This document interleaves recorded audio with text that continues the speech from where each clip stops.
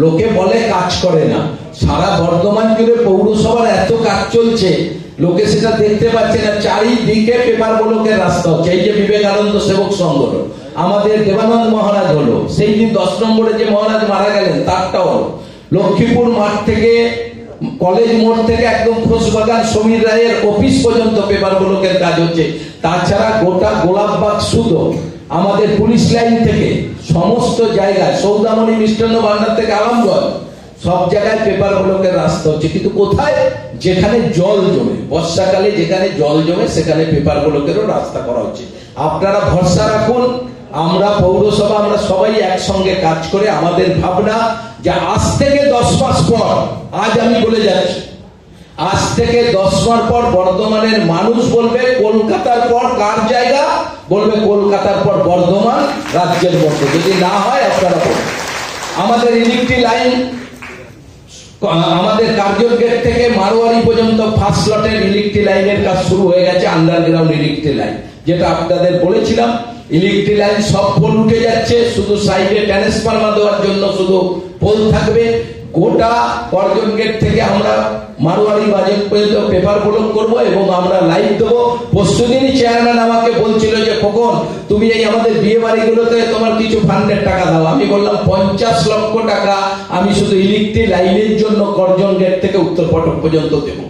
10 মাসের মধ্যে আপনারা দেখবেন বিসি রোডকে আমরা কি করেছি।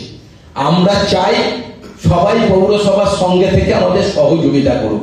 সহযোগিতা করলে আপনারা দেখবেন এই বর্ধমানকে আমরা কিভাবে নিয়ে যেতে চাইছি। টোটো নিয়ে আমরা অনেক চেষ্টা করেছি, টোটো আমাদের মাথার হেডে। টোটো নিয়ে যদি আজ আমরা সিদ্ধান্ত সঠিকভাবে না নিই, 5 বছর পর বর্ধমানে টোটো চলবে আর কিছু চলবে না, মানুষ আর চলতে পারবে না। আমরা বারবার সিদ্ধান্ত নিচ্ছি, বারবার আমরা চেষ্টা করছি, বর্ধমান পৌরসভা আবার দেখা যাচ্ছে যেইকে সেই হয়ে গেছে। কেউ বলবে এই তো লোকে পেটের ভাত মেরে দিচ্ছে, এই তো সংসার চলছে না। আরে বাবা, আমরা তো কেউ পেটের ভাত মারার পক্ষে না, আমরা তো চাই টোটোও চলবে, বর্ধমান শহরের মানুষও চলবে।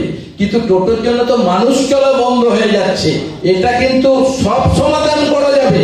রাস্তা থেকে হঠাৎ তুলে দেবো, রাস্তা সৌন্দর্য সব করা যাবে।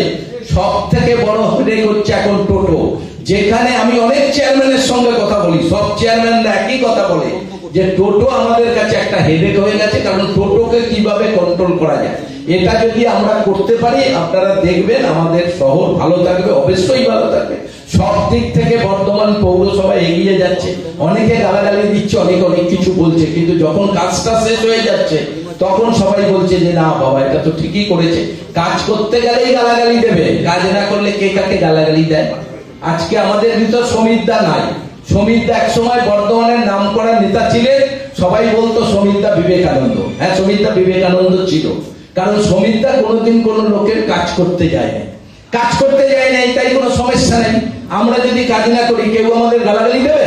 খোকনদার যদি ঘরে বসে থাকে, পরের সরকার যদি ঘরে বসে থাকে, কে তার সমালোচনা করবে? কেউ করবে না। কাজও করবো, গালাগালিও খাবো, কিন্তু কাজও করতে হবে। কাজ করতে গেলেই তো গালাগালি। যে 5 জনের ক্ষতি হবে সে গালাগালি দেবে, যে 90 জনের ভালো হবে সে ভালো কথা বলবে। তা কাজ হবে। আপনারা পৌরসভার প্রতি ভরসা রাখুন।